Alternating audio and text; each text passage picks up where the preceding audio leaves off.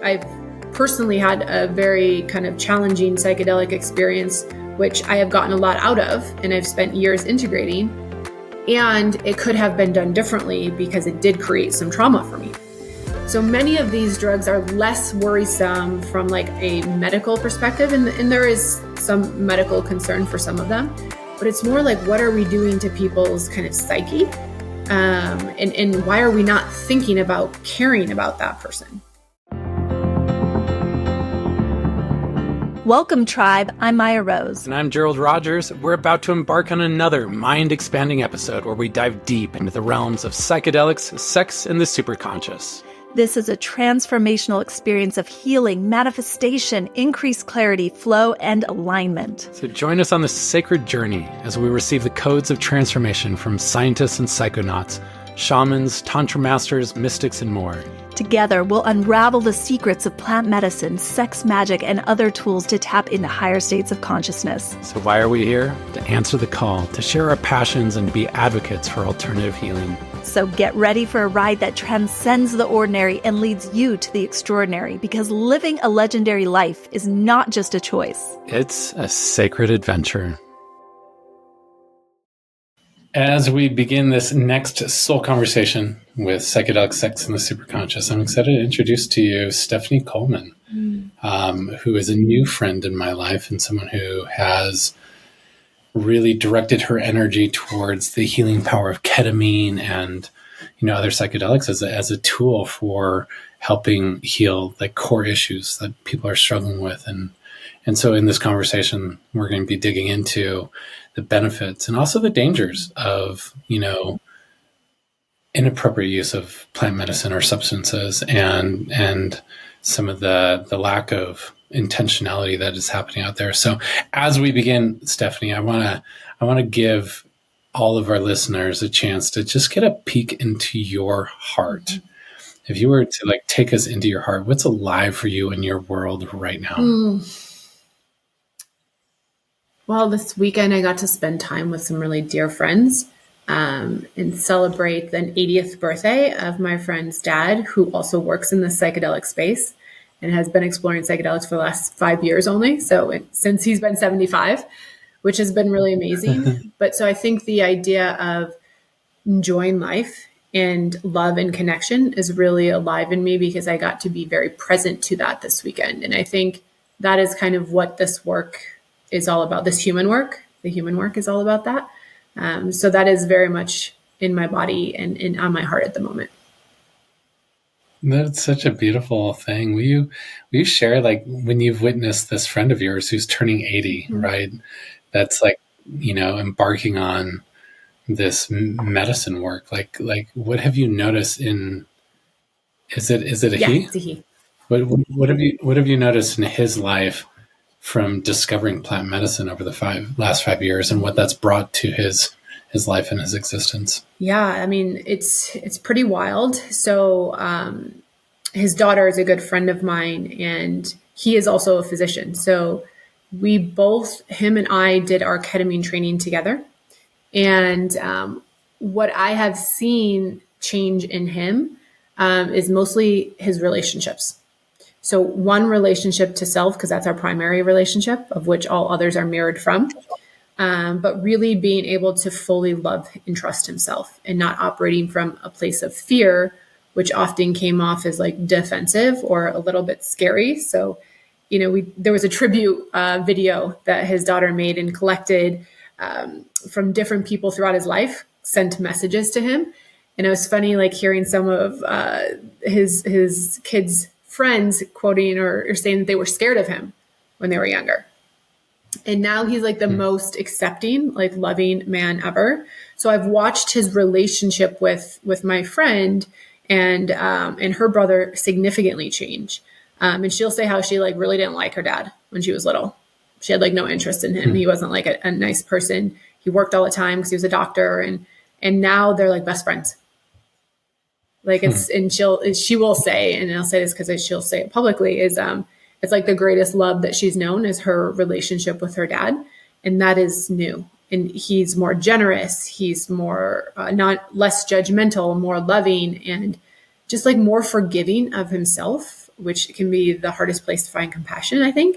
And for me, being friends with him, but also him being sort of a father figure for me as well, it's been really beautiful to have someone in the space feel very supportive and check in on me. Parents are a challenging thing for me. I think for many people, family dynamics are interesting. So yeah, it is a testament to the power of these medicines when we want to do the work, right? When we want to integrate the actual experiences instead of just have the experiences.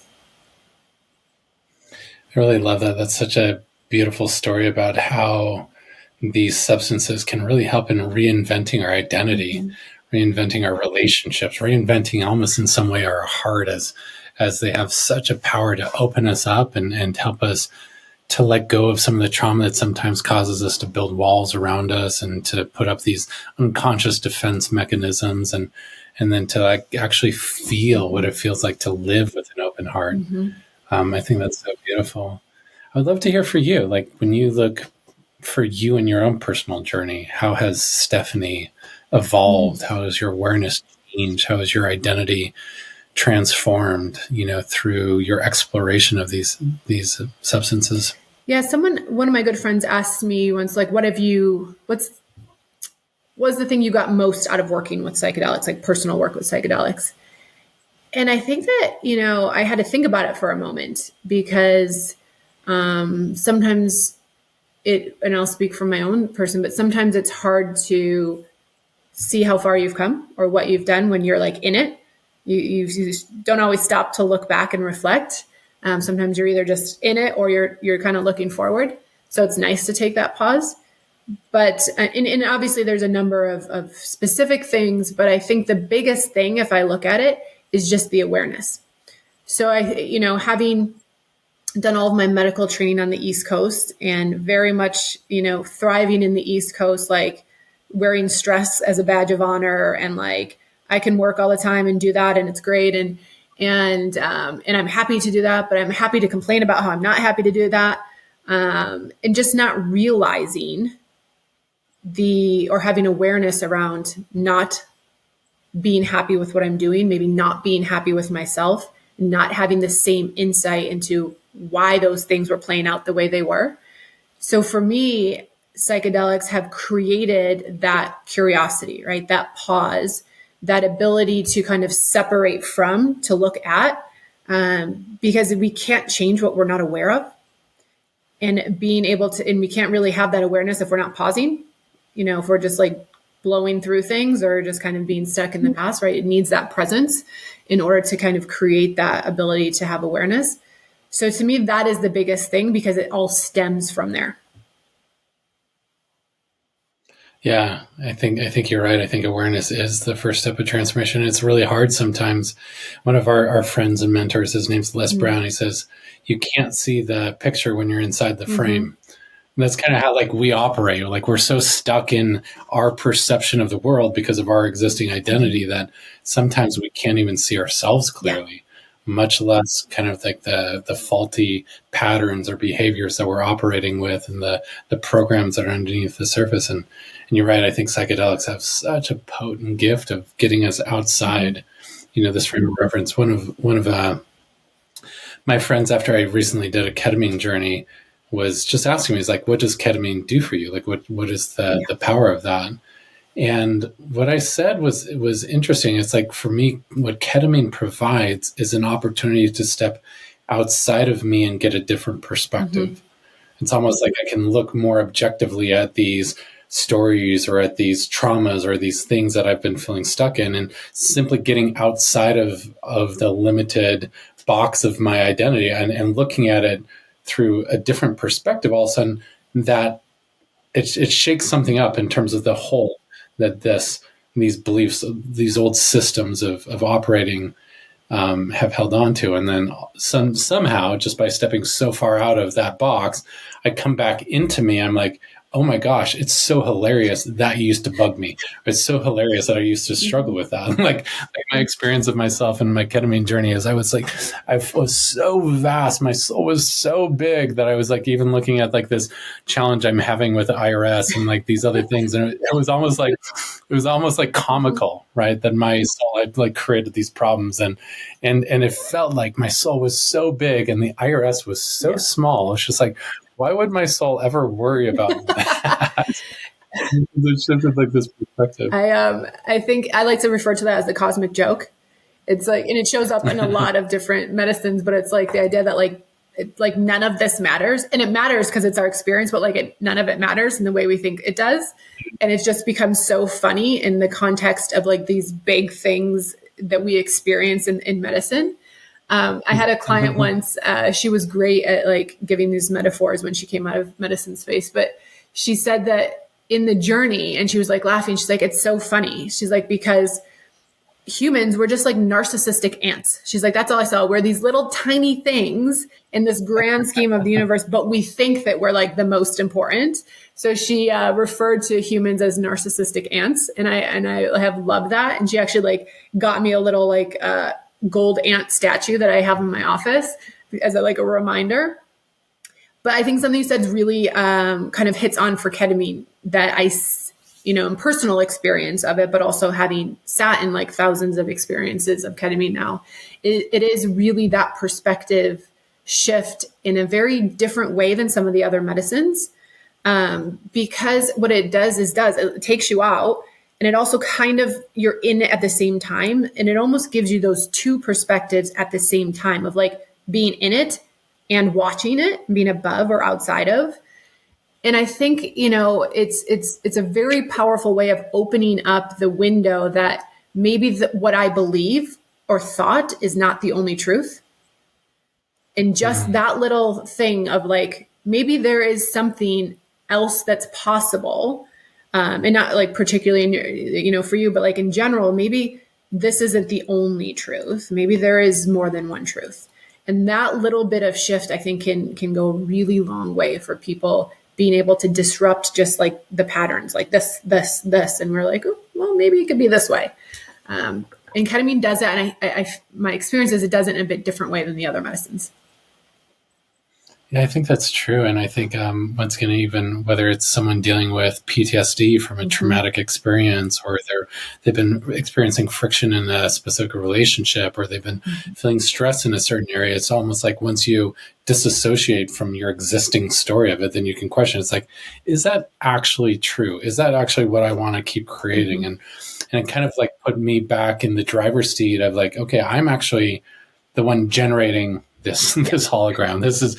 I'm the one actually that is the master of this screenplay that's emerging. Like, let's rewrite the script, because some of these things that just doesn't make sense. Like, I think it's time to like shift that around, and it's like really useful to just have that space to experience a different possibility.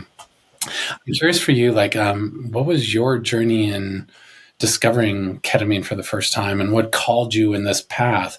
Because you moved from being a traditional Western trained, physician, right, to stepping full time into you really serving people in the healing. Like, what was that transition like? Because that's like such a massive identity shift. Like, what was the catalyst? And like sometimes my brain will still like fight with itself.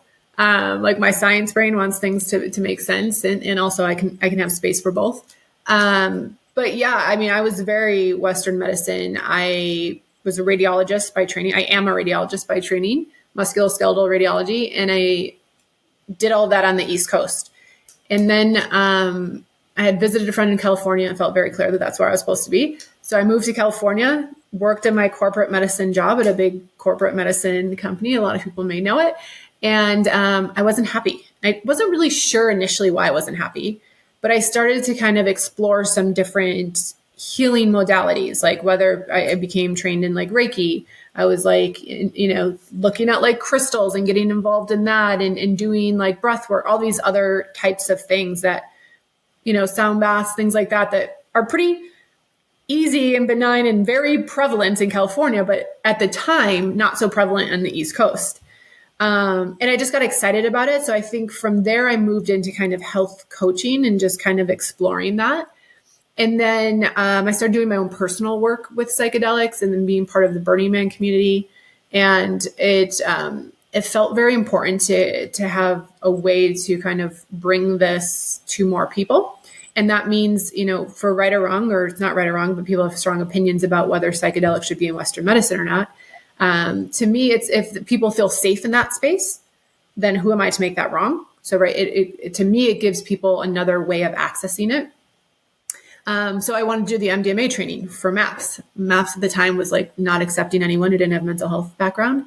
And the FDA had just restricted their expanded access program. So for me, it became very clear it was going to be a while longer before we had access to MDMA. And I think that's still playing out. And I had a friend who had just done ketamine training, and I didn't actually really know much about ketamine at all. So she's like, you should go to this training. It's amazing. We can do it right now. And I was like, okay. So I did the ketamine training, and as most ketamine trainings are, not all of them, it was experiential. So we did both sublingual experience and an intramuscular experience. And at the time, for me, I would require kind of higher doses of psychedelics to have an experience. And as a physician, we're really good at being in control. It's really easy for me to put that, to hold on to that and to bring that back in, especially in groups. But intramuscular ketamine was kind of the first time where I was able to fully kind of feel what it felt like to surrender that control. And it didn't feel scary. So it was just really, and I can still remember my experience in that journey. It was really powerful. And I think what was almost more powerful was listening to other people's experiences, and how someone had a friend who committed suicide, and he was carrying a lot of guilt for that. And he was able to see his friend and kind of resolve that guilt in that space. And I was just like, what? This is nuts. These things are this is amazing. And then I went home, quit my full-time job in radiology, started my own ketamine practice in LA. And that was probably 5 years ago or so. So yeah, and then I just, from there, just feels like the work that I'm meant to be doing. And it's less me doing for people. It's more how do I support people in recognizing that they can heal themselves. But I think we all have, a lot of us, and reinforced by society, have lost that ability to connect with ourselves and our bodies and to trust ourselves in that way. So it's just a relearning, and just supporting people in relearning. That is so powerful. And I just want to pause and just really acknowledge that journey and what the difference between Western trained medicine, which is very much about treating and fixing, the symptoms that are showing up, to what you just spoke about, how you recognize that each person is their own healer, right? And the medicine and everything is just to elicit and create space for that natural healing process to occur, but recognizing that you're not the one actually generating the healing within them, they are. And that's it's beautiful, witnessing that shift in your, in just the way that you approach healing, which I think psychedelic medicine, when used in its most appropriate way, is just a part of a very holistic approach to aligned well-being, where we're really using psychedelics as a tool to create awareness, but only as one of the modalities to integrate health and well-being in terms of diet and nutrition and mindset and community and really creating a space for the entire human to thrive, rather than being looked at as some quick fix, here, take this pill and expect a miracle, and we were talking about this really briefly beforehand, that I think there is a danger. I think there are some people that are misusing even the legal substances, even ketamine, but they're misusing these tools and not actually fully accessing the power through a more holistic approach. And I would love for you to just kind of share your viewpoint and your perspective of that, and like what dangers exist there when it's not actually used appropriately. Yeah, I think, we did speak about this because it came up a few times for me today. I feel very strongly about the way, and I'll speak kind of just to ketamine for the moment, about how ketamine is done. And not that there is one right way to do it, but there are definitely some wrong ways to do it. That's my feeling. There are definitely some wrong ways. And, what I have seen kind of happen over the last few years in this space is really like this movement of like, oh, I can make a lot of money doing this. And so there's like a money drive in the space, which doesn't feel great. But also there's like a lack of understanding of the work. And there are people, my personal feeling is that if you are facilitating a medicine, a psychedelic medicine, or consciousness, altering medicine, we'll just use that word, you should have experience with that. You have no business giving people a drug you don't have experience with.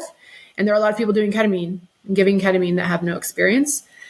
And to me, it's not about the drug, right? So it is in the sense that the drug can be utilized used as a catalyst, right? It provides access to things we may not have access to without the medicine. And I'll switch between medicine and drug quite frequently. But it's not the answer. It's like the experience is part of the work, and so is the physiologic effects, and it's all part of the work. But really where to me, the meat of this is the integration. If you use any of the psychedelics as the thing, you're going to just keep needing to have more of that thing because you're not integrating your experience. You're just getting an afterglow. And then you need another experience to have the afterglow. And like anything, whether it be, a guru, religion, or, money, if we make it about that thing, we start to worship that thing. And it's less about the thing versus what am I learning about myself, right? So like it's the trust in self. When we have trauma, which is like the human experience is traumatic, we start to fracture our sense of self. And what the psychedelic medicines can do is start to have us trust ourselves. And then that creates the trust and awareness of relearning of who we are and being able to heal ourselves. And I do believe this work's meant to be done in community. So, giving people an IV, sitting them in a room and having them watch a movie of Iceland while they give someone ketamine feels very irresponsible to me, both from a human perspective, but also, from a medical perspective.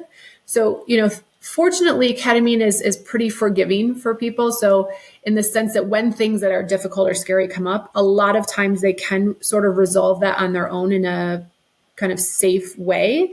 And not always, because like I said, the human experience is traumatic. People coming to these experiences have some trauma in varying degrees. And a lot of humans have trauma related to primary caregivers, maybe related to abandonment, trust issues, things like that show up not infrequently. So if I put someone in a room and they're having a hard time and they reach out for someone and no one is there, all I've done is reinforce their trauma. And potentially, if they have a very frightening or overwhelming experience and there is no support and they don't kind of get to the other side of that, you can also create some trauma. I've personally had a very kind of challenging psychedelic experience, which I have gotten a lot out of, and I've spent years integrating. And it could have been done differently because it did create some trauma for me. So many of these drugs are less worrisome from like a medical perspective. And there is some medical concern for some of them, but it's more like, what are we doing to people's kind of psyche? And why are we not thinking about caring about that person? Like that should just be natural, right? Like I'm giving somebody something that makes them potentially the most vulnerable they've ever been in their entire life. And I just want to stick them in a room by themselves. Like it's not even a thought that might be uncomfortable. That worries me. that worries me. Yeah, so let's talk about that. Let's talk about best practices. Let's talk about safe usage. Let's talk about setting and integration, because I think this is like a really relevant conversation because, yeah, I fully agree. Like psychedelics done right can create healing, greater compassion, overcoming, severe PTSD or other psychological issues. It can access greater vision and possibility, potential confidence.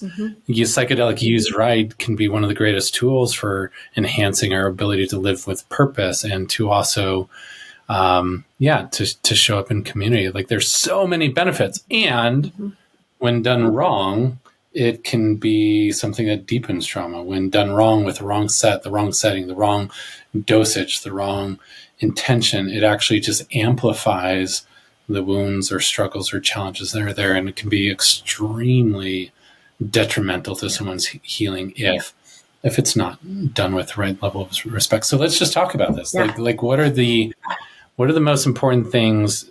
Let's just talk right from the very beginning, how someone should know whether or not psychedelics or ketamine is a viable thing for them. How do they even make the decision if they should explore doing that? Yeah. And I think a lot of us in the space often talk about you'll know. People when you should do ayahuasca, you'll feel called. And someone's like, well, I don't know if I'm feeling called. And I'm like, well, then you're not. But it's a hard thing to describe to somebody when you say that. They're like, what does that mean? I don't know. I think, to me, what's important is education. It's like education, harm reduction. So, if someone is questioning, does this feel like something that maybe I want to do? It's getting education. And I know that that is challenging in the space right now because there's a lot of information that is not necessarily education. But, what I recommend to people is asking questions of people you're going to work with, right? It's not just when do I have to come to get this drug? And do I need to get someone to pick me up? It's asking that person, what's your experience with this medicine? How much, experience, training, apprenticeship, whatever that looks like, do you have?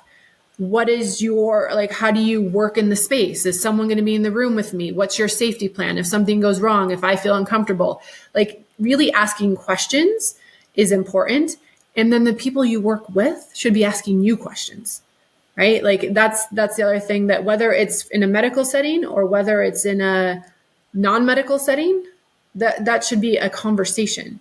People should be preparing you for the journey, and it is our own responsibility to be in the work of preparation, but people facilitating or giving us drugs have a responsibility to prepare us for that experience. They can't tell you what the experience. Oh, go ahead. Yeah. So I'm just curious. So with your experience of ketamine specifically, because I know that's been where you focus your energy, what are the, what are the symptoms or conditions or the things that people are struggling with that really, really are most likely to be supported or resolved through ketamine?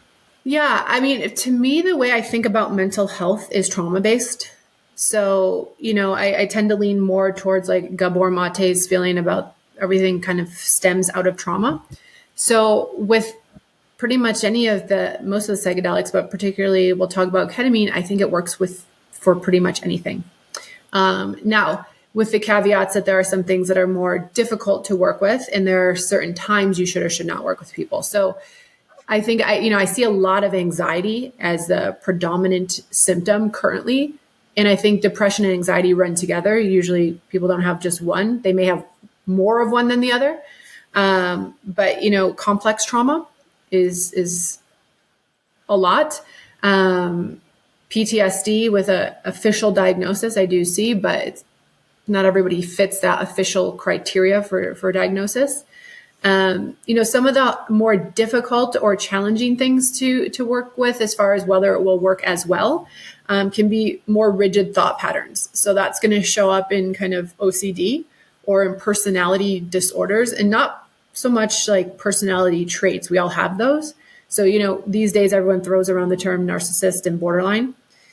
I think that's a whole other discussion, but it's people can have traits of those and not have a full-blown personality disorder. The closer you get towards a personality disorder, the more rigid their thought patterns are. And then, when we think about true narcissistic personality disorder, which again is not common, we tend to talk about it. I actually think what can happen in those spaces is we inflate people's egos rather than help to dissolve parts of the ego and kind of heal, I think we can sometimes make things worse. It's a challenging population to kind of work with, so you have to be real cautious. The things that will that make ketamine a little bit medically unsafe for people are going to be people who have like cardiac disease, severe lung disease, and if they have a seizure disorder, if they have a history of schizophrenia or psychosis that was not like medication induced, those things make us start to do a risk benefit ratio. Like, is the benefit we could potentially get from ketamine outweigh the risk of us doing it? Are there any like major red flags where you just like, hey, no, this is not right for you? Any clients that you just turn away because you just know that it's not a match for them? There are, and so I somewhat trust my gut on that. If there is something telling me that like something's not right, and it might just be like I might not be the right person for them. If there's something that's making me feel like I'm a little bit like what's going on with me, that sometimes is a sign for me that might be a person could be potentially a little bit more challenging in that space, maybe a little bit more stronger personality traits.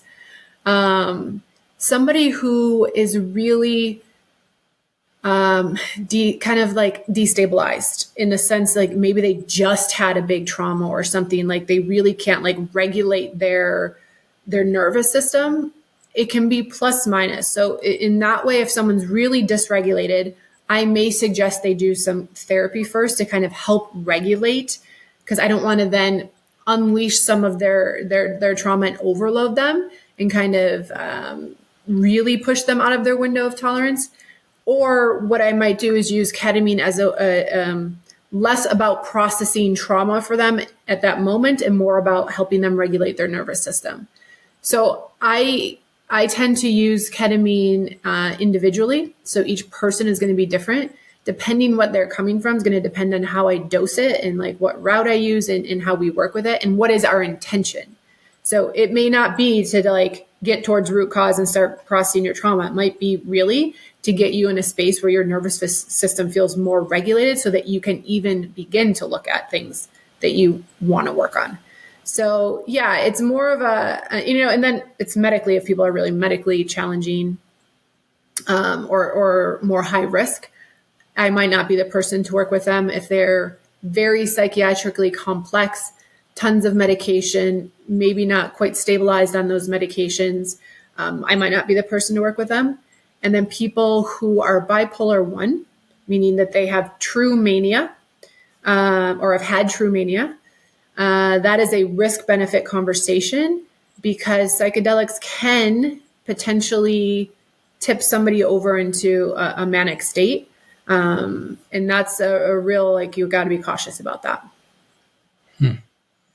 That's so interesting. So assuming someone has been struggling with some of these issues, anxiety, depression, fear, they've been maybe even having some health issues that are related to that stress or those experiences from trauma, mm-hmm. They feel called, mm-hmm. and then they've done their due diligence. They've asked their questions. They've just made sure it's a match. They really explored the possibilities, and you feel like it's a match as well. Mm-hmm. What is the preparation protocol that you recommend? Like, what's the best practice to lead them from never having experienced it before to like really setting them up to have an extraordinary experience? Yeah, I mean, I think that's a good question because I do have a number of people that I work with that have never had any psychedelic experiences, or, in Utah, some of them have never had any experience of any substance besides caffeine or sugar.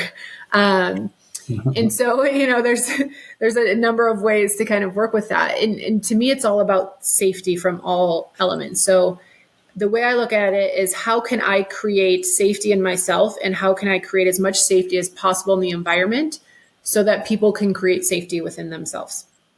I can't make them feel safe. I can create safety around them. So it starts with like a full medical evaluation with me. I work with a therapist that we work together. We both have like a ton of experience doing this work. She will do like her psychological evaluation. So like kind of medical psych safety first. And then we do separate preparation sessions. So I will do kind of my preparation session with them, which involves going over logistics, going over medical safety, what they need to do, but then also talking about that to them, what the experience will be like as far as when you come in, this will happen. This will happen. This is how you will be laying down. This is what we will use. Does this feel safe? So like really talking about touch, like physical touch and ethical touch and what they can expect and what they don't want. So creating that psychological safety in a space of vulnerability. And then Morgan, who's a therapist I work with, will then do a kind of a more psychological prep in having them work with doing some journaling around like trauma and around shadow work so that their subconscious starts to get prepared for what may come up. And so that their subconscious it's been in their subconscious, some of the things that they may want to work on. And so that's like minimum. If we feel that someone maybe needs a little bit more, then they might do a few more kind of therapy sessions or do another session with me. I need to get to know someone, not just from a medical standpoint, but from like a human standpoint. Like I want to know why they are who they are and why they do what they do. And that's going to be based on experiences they've had in life, because those will come up. And also the way that they experience the medicine during and after is going to be a reflection of kind of what's in their system. So I want to know so that I can fully support them in a way that they need. Yeah, that's amazing. All right, then moving to the next part where they come in, they're ready for the experience. Let's talk about set and setting. Like what does that look like to create like the most safety and the optimal environment and like the most clear energy for them to go on this beautiful journey? Like what are your best practices for set and setting and just like really creating a space for their heart and mind and soul to open up? Yeah. So where I work, if it looks like a therapy office rather than a medical clinic, and that is intentional. So when people come in, they are going to be laying on a couch and kind of propped up, but we work with eye masks and headphones, and they know that. But they also know if those do not feel safe for them, they don't have to wear them. And we have a whole plan around that. Like I mentioned, I do talk about touch and ethical touch and what that looks like so that they are aware of what's available and not available. And I think that's important. And sometimes people shy away from that conversation. And I will talk about if things get difficult, what are the tools that we have to support that person through that, whether it be holding hand, whether it be bringing them back to their breath, whether it be a mantra. Like there are ways to kind of, at least so they know if that is happening, that we're not just going to like sit there and let them flounder. I have weighted blankets and non-weighted blankets. I invite people to bring in what they want. So I'm like, if you want to bring your own blankets and stuff, great.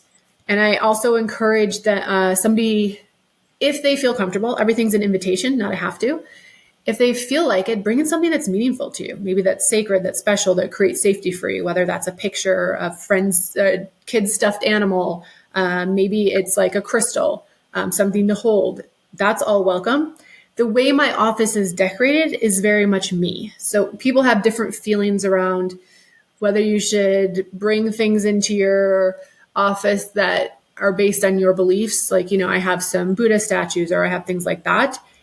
I personally feel that that is a reflection of me. It's not for me. I'm not forcing on them. I know people feel differently about that, but people work with me because they want to work with me. That's who I am. And I work with certain people because I feel connected to them, and I don't work with people that feel that like I'm not the best person to support them. But I invite people to bring in what they need. And we are, both Morgan and I are constantly in the practice of being open to like feedback. So like, if you're angry at us, great, tell us, be angry with me, like bring it up. Great. Like it's a very open and safe space to allow whatever needs to come up is welcome. And that is repeated often. So, to me, it's low lighting. Like I have blackout shades so that when people take their eye mask off, it doesn't feel like they're on the sun, because ketamine, going from blackout to like light is a lot. So there's some like physical logistics stuff like that, but it's more of like allowing them to be involved in creating that setting as well, to some degree, without it feeling like a burden, like where they have to create it for themselves. I love that. When I did our ketamine journey at my friend's clinic down in Austin, once again, set and setting is so important. The first time I ever did ketamine, A friend had given it to me, you know, when we were doing like a MDMA journey, and he said, "This is magical. This is incredible." Like he gave me way too much, and for like 4 hours, like I couldn't like move my body, and I felt like plastic. And it was like this really interesting world, but it felt like very disorienting after feeling so good in my body after being an MDMA. Then all of a sudden with ketamine, I felt like I was plastic and I couldn't move, and so the dosage was just way too much, and then when I went to my friend's clinic in Austin, what was beautiful is like, I think I had heard of other clinics and stuff where it felt very clinical, where it felt, you know, very sterile and medical. And like, that didn't like really resonate for me. For some people, it's great. Like it's what they need. But his was very, very much set up ceremonially, right? There was like a beautiful room, there was some incense, and there were like these really comfy mattresses and just everything in the environment. There was like fireplace. It felt very homey and warm and like very inviting, which for me, who, you know, I love the ceremonial experiences of plant medicine. So it felt really beautiful. And, you know, that environment, and then putting the eye masks on and having a nice cozy blanket and just making sure that I actually had the right dosage, which is really important. Yes. But it created like this space where I could like just fully relax and fully surrender and just like really just be present to what was showing up. And that was really important. And I think that is like a main factor that people should explore. Is like, does the environment create space where you can relax, where you can feel safe? Does the person you're working with actually invite that safety, that warmth from you? Can you open up? Can you trust, you know, the process? Because I think just in general, like the thing that sabotages most people's experience in any plant medicine experience is not being able to surrender when they're trying to like control, like every time we've had someone have challenges, like in a psilocybin journey, for instance, it's always been someone that has just massive control issues and they can't surrender and they can't just let go and they can't just allow themselves to experience the magic. And they're trying to hold on to a wild bull that's just going crazy. And it's just like, it's not going to work out so well. You just got to like relax into the experience. I think control is most people's thing, right? Like where they will say they get stuck. So it's not uncommon for people to say like, well, I'm a little nervous. And I'm like, great, that makes sense. You should be a little nervous. And they're like, well, I should just tell you, I really like being in control. I'm like, you and every other human, we love our illusion of control. I'm like, the bigger my illusion is, like the happier I am sometimes. And I think, you know, where that plays a role too is like you're saying in dosing. So like ketamine is a beautiful drug in that I give someone enough ketamine, they can't hold on to control. Like you can try, but I can give you enough where you can't. Where I think some of the plant medicines, you can fight it the whole time. It's going to feel awful, but like you'll still have a little bit of fight. Ketamine, you can give someone enough where they can't. But that's where the dosing, to me, like dosing's an art. And I care a lot about it because ripping control away from somebody creates more trauma. Using the medicine to help support them in kind of surrendering or letting go as much, and that may be in stages, is where the beauty is of the medicine. It's not for me to rip it away. Like, yeah, can I do that? Great. Yeah. But that just creates another traumatic event for them rather than realizing that like, I can start to surrender this and it will be okay. I can still feel safe in my body. So that's why, you know, the dosing is important. And, you know, you mentioned ritual, and I think ritual in general is really important in life. And in this kind of society, our culture here, we don't have a lot of rituals around many things at all. And we have lost a lot of rituals that, you know, getting passed down from generations. And so when we start and end our sessions, we have rituals. Like mine are a little different than Morgan's. And sometimes we, again, invite our clients to bring in things that feel important for them or say like, I don't want to do that. So like, I always, you know, talk about intentions when we're in the space. I have a bunch of different card decks. I'll have people pull a card if that feels comfortable. And then before I do the injection, I always do a reading. I often read from the Book of Awakening, and I'll do like an intuitive kind of pick of what I feel. And then as they're coming out, like I'm having them do breaths first. I'm having them scan their body, feel their body before they start logic talking the whole experience. I'm trying to keep them kind of somatically in their body So I think it's really important to create this kind of ceremony and ritual around what we're doing, and that it's, everyone's going to respond to something a little bit different, and that's okay too. But that's why there's, a few different ways to do it that are still safe and ethical and providing like quality care for people. Yeah. Yeah. What do you do when someone's having like a bad trip, or they're just like something's not allowing them to like fully surrender? Like, what's your protocol when someone just isn't actually, allowing the medicine to do, like, I don't know, like, I'm curious because that's had to have happened. Yeah, it's, my experience is it happens a little bit less in ketamine because they tend to somehow resolve it internally and you don't always know. But if it's going to happen, it's going to happen in the beginning on the takeoff because, as you have experienced, the intramuscular ketamine comes on pretty quickly. And when it comes on strong. It's not gently carrying you into the journey. It's skyrocketing you into it. It's like, whoa, here I go. Regardless of the dose, it's going to feel fast. The more you give them, the like harder it's going to, like faster and harder it's going to feel. And people will just kind of be like, I don't want to do that. I don't want to do this. I don't want to do this. Like when they feel it coming on. And in my brain, I'm kind of like, well, you got 45 more minutes of this, so buckle up. But, sometimes you have to take the headphones off so that they can, hear you at that point. I tend to be hands off predominantly as far as touching people unless they really need a bit of grounding, unless they ask for it. But what I will do is kind of, depending on what they're saying or experience, is one, kind of remind them of their breath. Because a lot of times with ketamine, it will feel like, because your brain becomes aware of the fact that it's no longer aware of its body, it's like, am I breathing? Am I dying? And it starts checking the things, and people feel like they can't swallow, they can't breathe. So reminding them to take a deep breath, having them swallow, sometimes just reminding them that they took a medicine and that like they're in a safe space, their body is safe. I will offer to like hold their hand if they haven't, asked for that, and just kind of staying in it with them. Right. It's just that kind of like, you're not alone. A lot of times that helps people to know that they're not alone because they feel like they're dying or they're alone. Right. And a lot of people may have never had anybody with them when something was hard. And that in and of itself can be a corrective experience. Because it's not, as I'm sure you know, it's not so much the challenge, right? Like the challenging journeys you get a lot out of. It's like what happens during the challenge. Like who's there? Is there support? And is there like reminders that they can create kind of safety in themselves, that their body is safe? So a lot of that work is done preparation, right? Have you prepared mindset and setting? But the challenging experiences or feelings or emotions are important. And a lot of times just being in there and just providing reassurance can go a long way.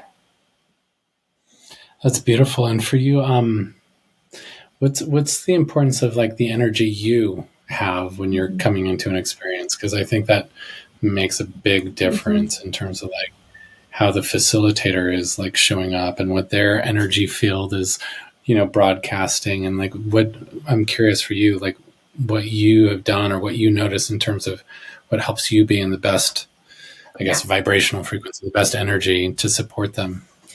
Yeah, I think that's it really important. And I noticed when I started doing this work, I used to have therapists in the room with me. And sometimes things on ketamine look a little bit weird in the sense it looks like maybe they can't swallow or they're not breathing or something. But because I know medically they're fine, I don't get worried about those things. But what I noticed is that sometimes the therapist would. And then I could feel their nervous energy. And I'm just like, oh, this is not good. Because if I'm feeling their nervous energy, who's ever on the medicine is feeling it 10 times more. So I really try to stay kind of in that space of trust of the medicine while like balancing that with like medical safety because I've given somebody a substance. But there are times where it's harder, right? Like there are times where like I've had a bad day or something happened that was overwhelming and I'm stepping into a journey. There are times where I utilize a physician skill of being able to compartmentalize and dissociate some of that. It's not my go-to, but it is a skill that I've learned can keep me focused on what I'm doing and kind of deal with my stuff later. But I think a lot of it is trying to come back to kind of self energy and refocusing on what you're doing, right? Like, I'm here on this. And like, if I feel stuff coming up in me, because I can feel other people's energy pretty easily. Like, there are times I was working with a friend and I went to inject him, and all of a sudden I had this like wave of like feeling I was about to have a panic attack. And I was like, oh my gosh, I'm like here, I can't have a panic attack. What's happening? And then I just kind of like I know how to keep myself in body. Like, if I start feeling I can do this, or like things to kind of focus me in body.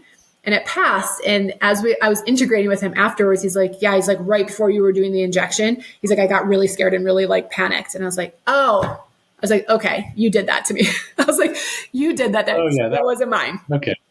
But it's kind of being able to kind of check in with yourself, right? Like, it's in some ways a meditation. It's like coming back to like, okay, where am I at? Okay, where am I at? I think the other things that show up in a more kind of clinical terminology way is that like countertransference.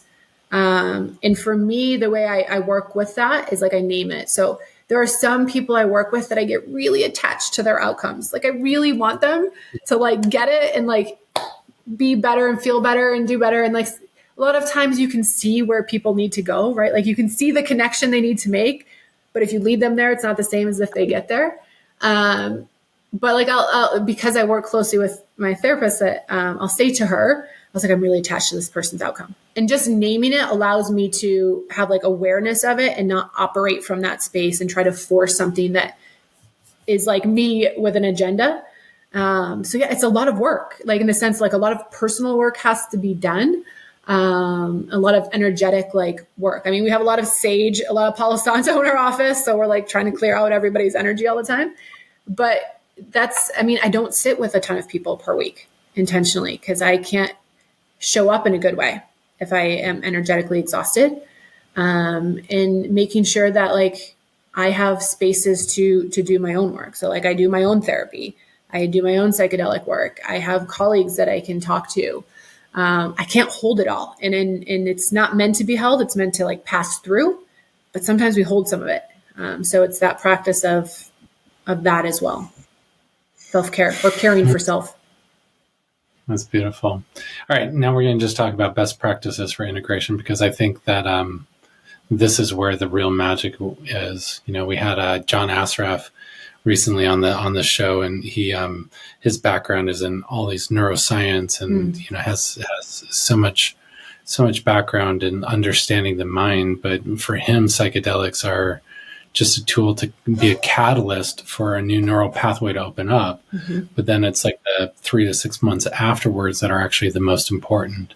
Yeah. You know, that's where the real healing exists, on what you do afterwards. So curious what your thoughts on best practices for integration and just making sure the transformation actually sticks. Yeah. So what we know is that like neuroplasticity, like building the new pathways, is necessary, but not sufficient. So, you know, if we build new pathways, but we don't use them, well, our brain's going to revert back to the things that it was doing, because that's why habits are created. It conserves energy in the brain, and the brain always wants to conserve energy. So the new pathways take effort and energy and work.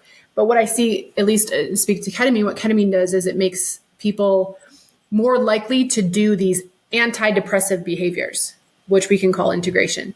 And that is doing those things is what reinforces those new pathways. And this is what creates sustainable change. To me, integration can look a lot of different ways. And part of that work is, for each person, is figuring out which ones they kind of work best for them. But, you know, what we encourage, at least in our practice, is everyone's working with a therapist. So there is always integration. As the person's coming out of the experience, we start the process, and then there's integration afterwards. Sometimes just therapy itself can be a form of integration for some people. But I think we have to be cautious about just talking about our experience. I think sharing is important. Meaning making is important. But if we logic it too much, then we're kind of back into where we feel safe in our logic brain, which is part of our problem in this world. So it's, again, how do we integrate our head with our body?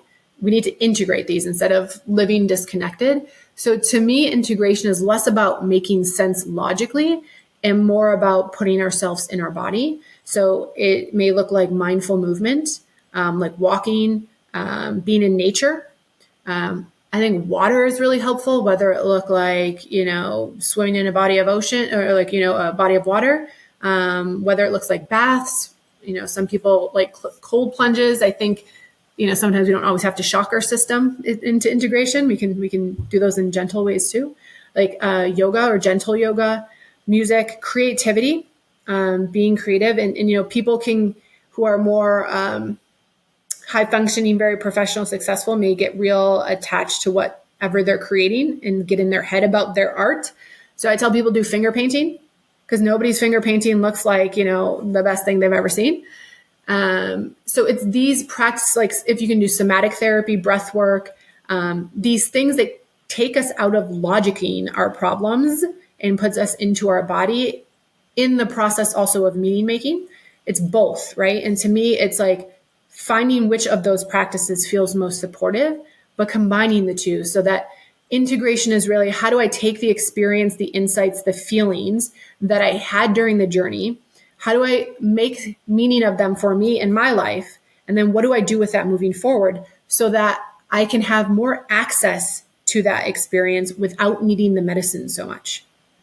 So it's like, how can I create anchors, right? Like visual, like you saw a purple elephant in your journey. Great. Get a picture of a purple elephant and put it in your field of view pretty frequently, because that will remind you of whatever that experience was. Like, how do I create visual anchors or like emotional anchors with the music? People re-listen to the music and it will kind of take them back to that experience. So it's like, how do I create the things that I got out of the experience without the drug? Yeah, I love that so much. And sometimes as basic as just taking time to journal and then having friends that you can share your experience with and just have some ongoing conversation with community. And I'm sure with you, like you have additional calls and experiences, just to check in with them and see. And then I also feel like just the micro habits, like what are the little things you can do to once again remember that the medicine isn't actually the one that is responsible for your healing. It just activates almost a remembrance in us, of a frequency that's already there. And the more we can just stay attuned to that, the more our life begins to evolve based on that new emotion, new frequency, new story that we create. Yeah. I have loved so much our time together, Stephanie. I'm so grateful that we've been able to go deep and really I hope everyone that's been listening, your mind's been opened up, and whether you have experienced ketamine or you're just exploring, like hopefully this deepens your awareness and knowledge of how to do it, safely and intentionally, and how do you do it in an informed way that allows you to experience the greatest amount of healing and expansion and just optimization of your soul. So thank you so much, Stephanie. Any final thoughts you want to share with everyone? Well, first of all, I just want to say thank you for having me. This was so fun. I just like to remind people, I say this a lot, that like, you can't do it wrong. You can't do this work wrong, like personally. So like if you're choosing to work with these medicines, do your healing work, that like is a very brave move. A lot of people choose to never take a look at themselves. And I think it's brave work, and you can't do it wrong. I love it. Yeah, it does take courage. It takes courage anytime we're like in a space of reinventing and doing something that's unknown. It takes courage to explore it. Like it takes courage to, even if it's something that's been proved medically and has all these case studies, like for you, like when it's your turn to go and experience something that requires such full surrender. It's courageous and beautiful, and it's just an honor to witness people. So thank you so much. And for everyone that's here listening to us, continue to tune in to Psychedelic Sex and the Superconscious as we continue to have these mind-opening and mind-expanding conversations. And just remember, this is your life. So make it legendary. Thank you, legendary explorers, for joining us on this cosmic journey today. Your curiosity fuels our exploration of psychedelics, sex, and the superconscious. If you're hungry for more, dive into our website and connect with us on social media. All the links are in the show notes. And stay tuned for our next mind-expanding episode. We can't wait to talk to you again in our next adventure. Until then, remember, this is your life. So, make it legendary.